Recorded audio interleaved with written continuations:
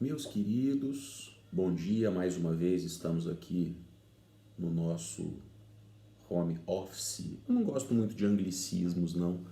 É o nosso trabalho doméstico, né? O nosso trabalho em casa. Fazer o quê? É uma necessidade, se Deus quiser, temporária, né? Já estou aqui com a minha caneca de café, nosso amigo Yorik está aqui para nos ajudar no que for preciso. E hoje a gente vai falar um pouquinho sobre história da arte, mais especificamente arte romana. Eu sei que na nossa última aula presencial a gente já trabalhou aqui alguns conteúdos. A gente vai retomar alguma coisinha do que já foi visto e prosseguir com essa matéria que, do meu ponto de vista, na história da arte é uma das mais interessantes. Bom, como a gente já viu em sala de aula, vou até sugerir vocês tenham à disposição já o conteúdo em slides, né, o nosso roteiro de estudos. Vocês podem acompanhar essa aula pelo PowerPoint, tá? Aquele PowerPoint que eu mandei para vocês. Como a gente viu em sala de aula, né, nossa última aula presencial, a cultura romana ela sempre se caracterizou pela capacidade de absorver, de incorporar elementos de outros povos. Tá? A civilização romana sempre foi uma civilização muito aberta a influências. Evidentemente que a cultura, e no caso a arte romana, não é pura e simplesmente uma cópia de elementos artísticos ou de características estéticas de outros povos. Tá? O romano ele tem a capacidade de incorporar elementos de outras culturas, de outras civilizações, mas ao mesmo tempo ele consegue imprimir um caráter próprio a essa obra, aplicar as modificações que ele julga necessárias, adaptando essa produção artística, essas características artísticas trazidas de outros povos à sua realidade, à sua necessidade. A arte romana tem duas grandes influências. Tá? A arte grega, tá? A estética grega, a cultura grega de maneira geral exerceu uma influência muito grande sobre a civilização romana, inclusive do ponto de vista histórico. Tá? Não custa lembrar, por exemplo, que já na Eneida de Virgílio, os fundadores de Roma, os gêmeos Rômulo e Remo, segundo a tradição mitológica, são descendentes de um herói troiano. Tá? Os deuses romanos, os deuses do panteão romano, são os deuses gregos, né? De maneira geral são os deuses gregos com outros nomes. E não poderia ser diferente na arte. Tá? Roma incorporou muitos elementos da arte grega, muitas características, como por exemplo o equilíbrio, o antropocentrismo, tá? O naturalismo. Só que, como a gente vai ver aqui, evidentemente, adaptando essas características à realidade, às necessidades e às características próprias da cultura latina. Outra grande influência que os romanos têm na formação da sua arte, da sua percepção estética, são os etruscos. Tá? Por exemplo, dos etruscos, os romanos pegaram, né, eles herdaram as técnicas de construção do arco e da abóbada, que são duas características importantíssimas da arte romana. Tá? Isso, do ponto de vista da arquitetura, especificamente da arquitetura, são duas características importantíssimas da arte romana. Então vamos lá. O arco. Né? Qual a importância do arco para a arquitetura, mais especificamente a arquitetura romana? O arco, como eu acabei de dizer, ele não é uma invenção romana, ele é uma invenção etrusca, assim como a abóbada. Tá? E o que eu vou falar aqui mais ou menos se aplica aos dois. Tá? O arco tem uma importância muito grande porque ele confere ao conjunto uma estabilidade que, por exemplo, as obras, os templos gregos não tinham. Né? Quando a gente estudou arte grega, a gente viu que, eu costumo brincar que os gregos eram ótimos arquitetos e péssimos engenheiros, porque as características, do ponto de vista da engenharia, né, das suas construções, elas não eram as melhores possíveis, eram construções instáveis, os telhados desabavam com muita facilidade, tá? Por conta daquela coisa que a gente viu do centro de gravidade não ter nenhuma sustentação efetiva que conferisse estabilidade ao conjunto. Tá? O romano resolve isso com o arco. Tá? Porque o arco consegue distribuir o arco distribui o peso do conjunto, né? Consegue jogar esse peso para o solo, né? Esse peso é distribuído de maneira igual, né? Entre as pedras do arco, de maneira equilibrada, né? E aquilo confere resistência, tanto que a gente tem várias construções feitas em arcos, né? Utilizando a técnica do arco, construções da época romana, caso, por exemplo, do Coliseu, né, um anfiteatro flaviano, alguns arcos de triunfo, alguns aquedutos, que estão de pé até hoje. Tá? São estruturas extremamente resistentes e muito bonitas. Tá? Uma outra técnica muito utilizada, né, que tem mais, do ponto de vista da engenharia, se aproxima muito do arco pelas características, é a abóbada, que é aquele teto em formato de semicírculo, né, de meia laranja. Ele também tem essa característica da estabilidade, da resistência, ele promove uma distribuição do peso, né, no conjunto, conferindo maior resistência, né, ao telhado. A obra mais famosa, né, do período romano, ainda de pé, que utiliza essa técnica de construção, é o Panteão Romano. O teto do Panteão Romano é uma semisfera perfeita, né? Inclusive o comprimento, né, o diâmetro do teto, da abóbada, tem exatamente o comprimento do chão ao teto, né, do chão ao óculo, que é aquela abertura central. Portanto, o teto do Panteão é uma semisfera perfeita, é uma obra do século I feita em cimento. O cimento é uma invenção romana, tá? É uma técnica de produção romana, e está de pé até hoje, é utilizado até hoje, é utilizado como uma igreja católica, mas ali também estão sepultados alguns notáveis da história italiana, como por exemplo reis da Itália, o próprio Rafael Sanzio está sepultado no Panteão, e é uma obra que está em perfeito estado de conservação. É uma obra cuja última reforma data do início do século II da nossa era. Então a gente está falando de uma construção que tem aproximadamente, desde a sua última reforma significativa, 1900 anos, e ainda está de pé. Né? Para vocês terem uma noção da capacidade, tanto do arco quanto da abóbada, de conferir resistência ao conjunto arquitetônico. Passando aqui, vocês vão acompanhando aí pelos slides, tem algumas fotos do Panteão, vocês podem apreciar algumas características dessa construção. Um outro elemento interessante da arquitetura romana é a basílica. Tá?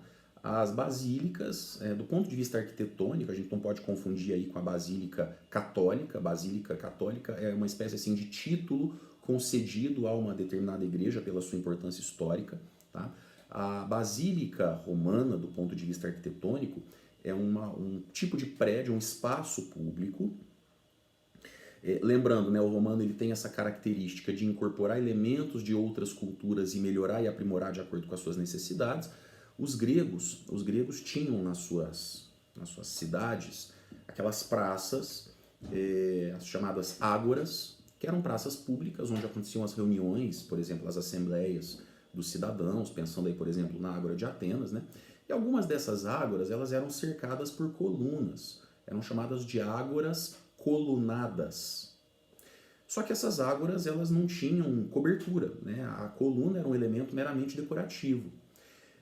Daí, por exemplo, se acontecesse uma chuva, quem tivesse ali reunido certamente ia se molhar, né? Não oferecia conforto, né, comodidade a quem ali estivesse reunido. Então, qual que é a ideia do romano? Pegar essa ágora colunada e transformar num prédio coberto onde as reuniões possam acontecer. E daí surgem as basílicas. Então, a basílica ela é um prédio geralmente em formato retangular, tá? Tem um teto em arcos. O seu conjunto arquitetônico se divide em 3 espaços, então tem uma nave central e 2 corredores laterais, certo? Essa nave central, ela tem o teto um pouco mais alto, por quê? Né? Na verdade, são os corredores laterais que são rebaixados, porque essa nave central, ela tem lá em cima um conjunto de janelas, né, que os romanos chamavam de clerestorium, e as alas, ou corredores laterais, eles eram rebaixados para que o sol pudesse entrar ali no clerestorium e pudesse iluminar naturalmente o interior dessa basílica. Tá? O teto é sempre em arco, e esse teto em arco sustenta um telhado de 2 águas. Vocês vão poder acompanhar, quem tiver interesse de abrir os slides e acompanhar essa minha rápida explicação, evidentemente uma explicação bastante reducionista da matéria, né, mais para orientar o estudo de vocês. Mas vocês vão ver as imagens, né, tem algumas fotos de basílicas que estão de pé até hoje, né, algumas do século IV, do século V da nossa era, e tem alguns desenhos esquemáticos demonstrando como era o traçado dessas basílicas. Tá? E vocês vão poder observar esses elementos arquitetônicos, a nave central mais alta, os corredores laterais chamados de alas, né, asa em latim, e o clerestório ou luneta, que é por onde entrava a luz natural. Essas basílicas elas eram usadas para várias finalidades. Elas eram usadas, por exemplo, para reuniões de assembleias públicas. Eventualmente elas podiam ser utilizadas como mercados itinerantes, né, feiras podiam se realizar ali. Tinha várias funções. O romano é muito pragmático, né? Essa é uma característica importante da cultura romana e que evidentemente está presente na arte, né? O romano é muito pragmático. Ele está preocupado com a estética, sim, né? Especialmente por ele incorporar os elementos da estética grega, valores como a harmonia, como o equilíbrio, como o naturalismo, como a beleza, são importantíssimos para o romano, mas ele nunca deixa de lado o pragmatismo, né? O caráter prático, a necessidade prática que precisa ser atendida por aquilo que está sendo feito. Então você tem uma obra arquitetônica, no caso da basílica, lógico, é importante que ela seja bonita, que ela seja equilibrada, né? Que ela seja esteticamente harmoniosa, mas ela nunca se perde de vista o fato de que ela tem que atender a algumas necessidades práticas e a sua arquitetura vai estar voltada para atender essas necessidades práticas, certo? A gente tem aqui algumas... Aí mais tarde, só para não me esquecer, né, já adiantar, com o advento do cristianismo e a oficialização do cristianismo como religião do império no final do século IV, muitas dessas basílicas foram transformadas em igrejas cristãs. E aí o termo basílica ganha esse significado, né, de igreja, mais especificamente igreja católica. Atualmente, do ponto de vista religioso, uma basílica é uma igreja com alguma importância histórica, cultural e religiosa para aquela comunidade. Então, uma basílica católica não necessariamente tem que ter as características arquitetônicas da basílica romana. Por exemplo, a Basílica de Aparecida, ela não tem absolutamente nada do ponto de vista arquitetônico de uma basílica romana. Ela tem o título de basílica, tá? Só para constar. Mas a gente tem aqui no slide que eu mandei para vocês, tem algumas fotos de basílicas romanas que se transformaram ou foram já construídas com o propósito de serem igrejas católicas. Então elas são basílicas do ponto de vista arquitetônico e são basílicas do ponto de vista religioso. É o caso, por exemplo, da Basílica de Santa Maria Maior, da Basílica de São Paulo Extramuros, da Basílica de Santa Sabina. São 3 exemplos que eu coloquei aqui, tá? Outro elemento interessante aqui, falando da arquitetura, a gente está, né, trabalhando aqui principalmente com a arquitetura romana. A arte romana tem outros elementos importantes que a gente vai trabalhar e discutir aqui, mas a gente está falando, né, primeiramente da arquitetura. Café esfriou. Bom, melhor café frio do que café nenhum. Falar um pouquinho das residências romanas. Tá? Evidentemente que o que eu vou mostrar aqui, né, o que vocês vão ver nos slides, é um tipo de residência, um padrão arquitetônico de construção de casas de uma determinada camada da sociedade romana, né, do pessoal que tinha dinheiro, né, dos plebeus mais ricos e dos patrícios que viviam na zona urbana. Porque a gente tem 3 tipos de residências. Então a gente tem aquela residência que é da população mais pobre, tá? Que vive no centro da cidade, o centro de Roma, né? Os espaços habitacionais do centro de Roma, eles eram habitados pelas camadas mais pobres da população. Aí a gente tem uma população mais rica, que geralmente não vive nesse centro, ela vive na cidade de Roma, geralmente patrícios medianamente ricos ou plebeus, né, em uma situação financeira mais confortável, eles vivem na cidade, mas eles vivem nas áreas mais afastadas da cidade, né, falando especificamente de Roma, tá? E aqueles que eram muito, muito, muito, muito ricos, né, aqueles patrícios da elite, a alta aristocracia romana, ou mesmo os plebeus que eram muito ricos, eles não viviam na cidade, eles viviam afastados nas zonas periféricas, em residências que eram chamadas de vilas. Aqui eu vou falar da casa da classe média romana, tá? Do padrão de residência da classe média romana. Eram residências que também havia uma preocupação com o conforto, claro, né, essas residências de classe média, que a gente poderia chamar de classe média anacronicamente, eram residências que tinham como objetivo promover o conforto para os seus moradores, eram residências cujo conjunto arquitetônico preferencialmente tinha que ser harmonioso, equilibrado, mas havia também nessas construções aquele elemento do pragmatismo, né, do caráter prático, da necessidade prática que precisa ser atendida. Então, tudo que a gente observa numa residência romana aponta nessa direção. Por exemplo, toda a casa romana, um problema sério das cidades romanas era o abastecimento de água. Por quê? Os rios, muitas vezes, eles eram utilizados para a destinação do esgoto. É o caso do rio Tibre, em Roma. Ele é usado desde o começo da história romana para a destinação do esgoto. Então ele não serve para abastecer as casas. Como é que se obtém água potável? A primeira opção, trazer das montanhas. Daí o aqueduto, sustentado pelos arcos. Eles faziam aqueles arcos, a tubulação em cima, e esse aqueduto trazia água das montanhas. Mas nem sempre isso era possível. Nem sempre você tinha fontes de água disponíveis que pudessem abastecer. Ou às vezes essas fontes de água eram insuficientes. Então o romano cria um mecanismo para garantir uma oferta de água potável ou o mais próximo disso possível, que é o impluvium. O que é um impluvium? É um reservatório. Toda a casa romana ela tem um pátio central. A casa romana ela é mais ou menos quadradona e o telhado dela tem um buraco no meio, uma abertura, tá? Para captação de água da chuva. E essa água da chuva cai dentro de um reservatório chamado impluvium. E ali ela fica armazenada e vai sendo consumida ao longo do ano. Tem algumas residências em Pompeia, a cidade de Pompeia foi destruída pelo vulcão Vesúvio no ano 79, e isso do ponto de vista histórico-arqueológico foi bom, porque as cinzas do vulcão enterraram a cidade e mantiveram seu conjunto arquitetônico razoavelmente bem preservado, por isso ele resistiu às invasões bárbaras dos séculos 3 e 4, e 5, né? 3, 4 e 5. Então a gente observa em muitas dessas casas cujo conjunto arquitetônico ainda está melhor preservado, o impluvium está ali. Então você tem o telhado, vocês têm no slide o desenho, o esquemático, tem fotos de algumas dessas residências ainda preservadas, especialmente em Pompeia, dá para ver muito bem, né, aquele telhado com a abertura central, né, com aquilo que a gente chama hoje de águas do telhado convergindo para o interior desse pátio, para favorecer a captação da água da chuva, e o impluvium ali, né, onde essa água era armazenada. As principais janelas eram voltadas para o interior, né? Então, as principais aberturas, a ventilação da casa, ela era toda voltada para esse pátio interno. Para quê? Para dar privacidade para os moradores.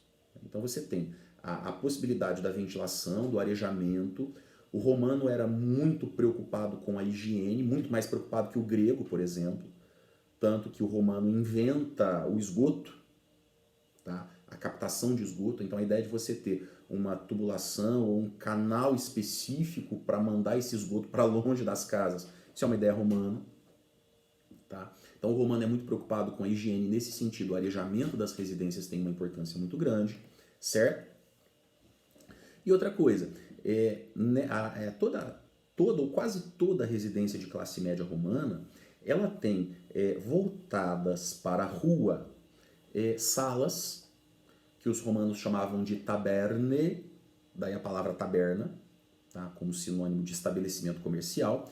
E essas taberne, essas salas, elas podiam ser alugadas. Então, a casa romana, além de tudo, ela ainda oferecia uma fonte de renda extra para a família.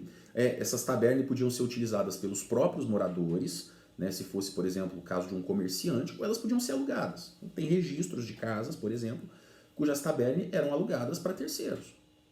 Tá? Então vejam como tudo na arquitetura romana se volta para esse pragmatismo, né? Para o melhor aproveitamento possível dos espaços, para conferir maior conforto, maior higiene, maior arejamento, sem perder de vista o equilíbrio estético, uma vez que a gente está falando de uma sociedade, do ponto de vista cultural, profundamente influenciada pelos gregos. né? A gente tem um slide aqui com o esquema de uma residência romana, vale a pena dar uma olhada, viu? Por favor, não se prendam exclusivamente à minha fala, a essa videoaula, acompanhem os slides, eu posso depois, se vocês quiserem, passar algumas sugestões de leitura, tem alguns bons livros de história da arte que não são caros, tá? Tem algumas fotos de residências em Pompeia, tem aqui a Vila de Adriano, eu citei um exemplo, né? Eu tinha comentado com vocês agora há pouco, que as famílias mais ricas, os patrícios, a elite romana, ela não vivia na cidade, mas nas zonas periféricas, na zona rural, nas vilas, ou villae, né, em latim. A gente tem algumas imagens aqui da Vila de Adriano, pra vocês terem uma noção do que era uma residência da alta aristocracia romana, certo? E depois falando um pouquinho da escultura, né, só para estabelecer aqui uma comparação, acho que isso é importante para a gente entender o propósito ou os propósitos, né, melhor dizendo, da arte romana. Quando a gente fala da escultura grega, e nas nossas aulas presenciais eu tive a oportunidade de comentar isso com vocês, a escultura grega ela é muito bonita, ela é muito equilibrada, existe uma harmonia, uma proporcionalidade, uma preocupação com a representação do corpo. Eu não preciso ficar falando isso de novo, seria chovendo molhado, mas entre os gregos a representação da beleza é uma representação idealizada. Tá? A aparência física daquelas esculturas não necessariamente é um reflexo da realidade. Aliás, geralmente não é. Especialmente quando a gente fala das esculturas produzidas durante o período clássico. Tá? Elas têm aquela cara de paisagem, sabe? O modelo desfilando no São Paulo Fashion Week. Tipo, não tem expressão nenhuma. Porque não são figuras realistas. Elas são naturalistas no sentido de que existe uma preocupação com a representação do corpo na sua perfeição. Mas por se tratar, apitou meu celular ali, não faço a menor ideia, tá vivo, né? Deixa. Por se tratar de uma representação idealizada da beleza, então não há ali realismo. Nós não podemos imaginar, por exemplo, que as esculturas gregas possam estar representando de maneira fidedigna um personagem histórico real. Já no caso romano é um pouco diferente. Aliás, é bastante diferente. Bastante diferente. Por quê? Porque o romano, evidentemente, ele está incorporando todas as técnicas de produção de uma escultura grega. Equilíbrio, naturalismo, beleza, etc, etc, etc. Mas o romano, ele vê um propósito na escultura. A escultura ali tem uma função de retrato. Para o romano, a escultura tem a função de retrato. Retratar um personagem real. Representar alguém que existe de verdade. Especialmente personagens da família imperial. Porque o Império Romano é muito extenso, evidentemente que o imperador não podia estar presente em todas as províncias o tempo todo, havia províncias que o imperador passava a vida inteira sem visitar, mas era importante que a população das províncias sentisse o seu imperador próximo, ou pelo menos tivesse uma vaga ideia de como era o seu imperador. Isso sem falar nas esculturas, nos bustos feitos em homenagem, por exemplo, a generais, a líderes políticos. Júlio César, por exemplo, há várias esculturas representando Júlio César, né, espalhadas pelas terras que fizeram parte do Império Romano. Então, pelo fato de a escultura ali, sobretudo o busto, né, o que é o busto? É a representação do peito para cima, tá? Do busto. Estar ali cumprindo a função de retrato, então é uma escultura realista. Enquanto a escultura grega ela traz uma beleza idealizada, muito provavelmente sem vínculo com a realidade, a escultura romana é realista porque ela está retratando alguém. Ela está mostrando para a população como determinada pessoa é. E aí o romano não está muito preocupado, por exemplo, em esconder os defeitos físicos da pessoa. Então nós sabemos, por exemplo, que Júlio César era calvo. Os gregos jamais iriam fazer a escultura de alguém representando esse alguém careca. Isso para os romanos não era problema, porque Júlio César de fato era calvo e era necessário representá-lo de maneira realista para que as pessoas soubessem como ele é, ou como ele era, evidentemente. Então a gente tem aqui alguns exemplos de esculturas romanas, algumas delas muito bem preservadas, diga-se de passagem, retratando personagens históricos importantes de Roma, seja da República, seja principalmente do Império, e ali, né, existe um realismo, e a gente pode observar esse realismo, por exemplo, na representação da Vívia Sabina, mulher do imperador Adriano, tem todo um equilíbrio, toda uma proporcionalidade, mas é uma escultura realista, né, que mostra as características da pessoa, porque é um retrato, tá? Júlio César, a mesma coisa, tá? Nero, o imperador Tito, o imperador Sétimo Severo, o imperador Constantino, o imperador Trajano, tá? Depois eu coloquei aqui, só para vocês, mais a título de curiosidade, tá? A coluna de Trajano, que é provavelmente o único elemento do antigo Fórum Romano que ainda está de pé, né, com a maior parte das suas características originais preservadas. A coluna de Trajano é um monumento comemorativo, lembra um pouco os antigos obeliscos egípcios, tá? Ela é feita em mármore e ela tem um alto relevo em espiral ascendente, retratando a conquista da Dácia, atual Romênia. A Dácia foi a última província anexada ao Império Romano, ali por volta dos anos 113, 114, durante o reinado de Trajano. E após a conquista da Dácia, ele ordena a construção dessa coluna em comemoração. É uma obra muito interessante, né, porque ela está ali retratando um evento histórico, um fato real. Tá? Não podemos dizer que de maneira realista, porque as figuras são estilizadas, até pelo espaço, né, pelo tamanho, mas assim, é uma narrativa muito interessante, a narrativa do ponto de vista do vencedor, evidentemente, tá? Mas é uma narrativa muito interessante, é quase uma história em quadrinhos, tá? Só que sem balãozinho com fala, tá? É muito bacana, tem até algumas, e é uma obra grande, tá? É uma coluna bastante grande. E por fim, né, estamos acabando aqui a arte romana, a gente tem a arte paleocristã, né, que é a arte produzida pelos primeiros cristãos. Paleo, antigo, cristãos, né, os primeiros cristãos.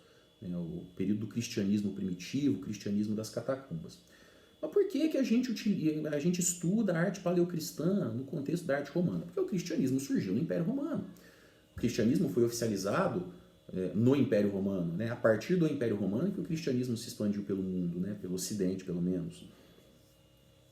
E a arte paleocristã, né, assim chamada, é aquela arte produzida pelos primeiros cristãos, pelos cristãos da época das perseguições, pelos cristãos da época em que o cristianismo ainda não era uma religião livre. E aí é importante a gente entender algumas características do cristianismo, algumas características históricas, para a gente entender a estética paleocristã.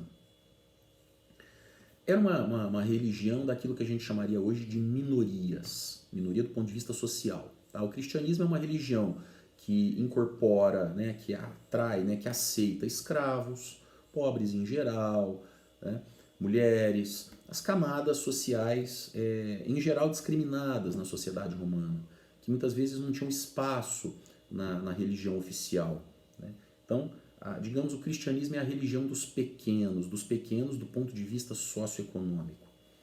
Então, são pessoas pobres, são pessoas com uma formação intelectual muitas vezes precária. Lógico, ali a partir do século II, século III, o cristianismo ele dá um salto, né, do ponto de vista dos seus adeptos, porque uma parte da elite romana abraça o cristianismo a partir de um certo momento, mas no começo, né, esse cristianismo primitivo, ele é uma religião de pobres, é uma religião de pessoas muito simples, muitas vezes analfabetas. Então é uma arte simples, é uma arte produzida por pessoas que não tiveram uma formação artística. Então, num primeiro momento, a gente olha e fala, nossa, mas sabe, não do ponto de vista estético, para muitas pessoas não é bonito, não tem beleza.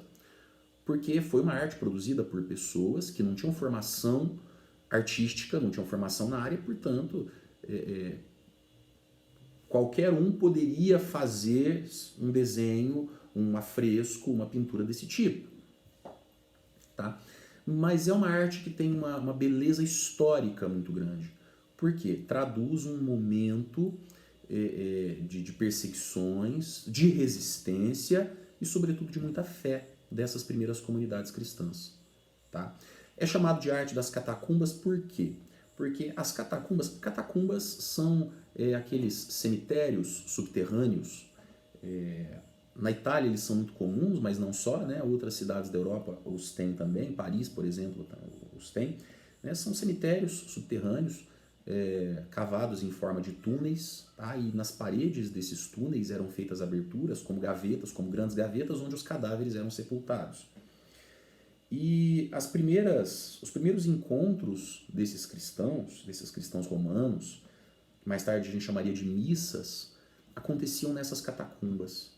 Porque os cristãos eram perseguidos, né? A autoridade imperial romana tentou esmagar a religião cristã com muita truculência, muita violência. Os relatos dos martírios desses primeiros cristãos, né? do martírio que sofreram esses primeiros cristãos, são de embrulhar o estômago. Eu já tive a oportunidade de ler alguns. Né? O martírio de Santa Blandina, por exemplo. Blandina foi uma diaconisa que viveu na Gália, né? Atual França. É de uma brutalidade de embrulhar o estômago, tá? Então esses encontros tinham que ser secretos, e a catacumba era o lugar mais adequado para esses encontros, porque tá debaixo da cidade, as pessoas, até por uma questão de respeito, elas não entravam nessas catacumbas, né? Os romanos em geral, eles não entravam nessas catacumbas. Ali havia a privacidade necessária para que esses encontros pudessem acontecer. E ali também os cristãos eram sepultados, os martirizados, os não martirizados eram ali enterrados. Ali esses encontros aconteciam, né? O que mais tarde a gente chamaria de missa acontecia nessas catacumbas. E nessas catacumbas também a arte romana, a arte paleocristã foi produzida e alcançou um desenvolvimento muito interessante, especialmente nas sepulturas, sobretudo nas sepulturas. Né? Nas sepulturas desses primeiros cristãos a gente tem elementos dessa arte muito interessantes. Então, como eu falei, é uma arte simples, é uma arte que está literalmente escondida, tá? E é uma arte repleta de simbolismos. Por quê? Como o cristianismo era uma religião perseguida, os símbolos dessa nova fé tinham que ser símbolos, eu não vou dizer ocultos, mas símbolos que fossem compreendidos pelos cristãos. Né? Símbolos que pudessem, no geral, passar despercebidos para a maioria dos cidadãos romanos não cristãos. Então eram figuras, eram imagens que para os romanos, para os pagãos, muitas vezes não faziam sentido nenhum, mas que para os cristãos tinham um significado teológico muito importante. Tá? É o caso, por exemplo, do peixe. Né? O peixe tornou-se um símbolo universal do cristianismo nessa época, e muita gente pensa que é por conta do milagre da multiplicação dos pães e dos peixes, aquela narrativa bíblica em que Cristo multiplica os pães e os peixes, e não tem nada a ver. Né? O peixe torna-se um símbolo cristão porque a palavra peixe em grego, o grego, apesar de a língua oficial do Império Romano ser o latim, a língua mais falada pelas pessoas comuns era uma variante do grego, uma espécie de grego popular, chamado koiné. Né? E em koiné, nesse grego popular, a palavra para peixe é ictus. Ictus. Né? Daí, ictiólogo ser o especialista em peixes, no ramo da biologia. Né? A ictiologia é o campo que se dedica ao estudo dos peixes. E a palavra ictus, né? A partir das letras de ictus, forma-se a primeira profissão de fé desses cristãos. Jesus Christus Theos Ios Soter. Jesus Cristo, Filho de Deus Salvador. O Filho de Deus, o Salvador. Então o peixe, por conta desse acróstico feito com as letras da palavra ictus, o peixe torna-se um símbolo do cristianismo. Né? Um outro símbolo cristão muito interessante é a âncora, o símbolo cristão desse período. A âncora simboliza a salvação. Então é muito comum em sepulturas cristãs dessa época a gente encontrar gravações, desenhos, pinturas ou mesmo relevos, baixos relevos, né? Escavado com facas, com ferramentas pontiagudas, com o desenho da âncora. Muitas vezes a âncora aparece associada ao peixe, né? Mostrando que a salvação vem de Cristo. A salvação vem de Jesus Cristo, Filho de Deus, o Salvador. Quer ver um outro símbolo muito interessante ali? O sol. Né? O sol torna-se um símbolo do Cristo. Porque o cristão, o que ele faz? Ele pega muitas vezes símbolos do paganismo romano e dá um novo significado. Né? O sol invictus, era venerado, né, pelos romanos, ele estava associado ao deus Apolo, tá? E o cristão, ele se apropria desse símbolo, né, do sol invictus, E esse símbolo para o cristão passa a representar Cristo. Cristo é o sol invictus, né? Cristo é o sol vencedor, o sol invencível. Tá? Só que aí o que o cristão faz? Ele pega o disco solar e põe a cruz no centro, para mostrar que ali não é qualquer sol, mas o verdadeiro sol, o Cristo. Tá? A fênix também aparece representada. A fênix, vocês sabem, né, que a fênix na mitologia greco-latina, a fênix, e em outras também, né, a fênix ela está associada à ideia de renascimento, né, a ave que ressurge das próprias cinzas, e evidentemente que a fênix vai ter um significado óbvio para o cristianismo, né, a ressurreição de Cristo. Então é muito comum também em espaços dessas catacumbas, em sepulturas, sarcófagos ou paredes, afrescos, né? Daqui a pouquinho eu vou falar um pouquinho do afresco, né? Comentar rapidamente do afresco, que é uma técnica grega, né? Que os romanos incorporam e que esses primeiros cristãos vão utilizar com muita frequência, né? Mas nesses afrescos também a fênix é representada muitas vezes como símbolo da ressurreição de Cristo. E além desses símbolos ocultos, tem passagens bíblicas, né, que aparecem, como por exemplo, Noé na arca, Cristo representado como o bom pastor, né, a figura do pastor segurando a ovelha sobre os ombros, representando Cristo como bom pastor, narrativas, passagens do Antigo Testamento, como por exemplo Daniel na cova dos leões, os dois irmãos na brasa, enfim, passagens que são conhecidas dos cristãos, muitas delas dos judeus, porque tem passagens do Antigo Testamento que vão aparecer ali também, tá? Todas elas produzidas de forma muito simples, porque foram produzidas por pessoas simples, mas muito bonitas, né? Bom, eu fiquei de falar rapidamente do afresco, tá? O afresco é uma técnica de pintura greco-latina.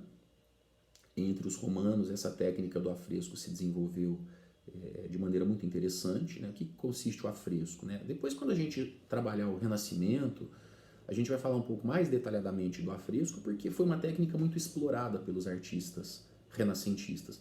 Mas, basicamente, o afresco consiste em você revestir uma parede com uma camada de gesso, né?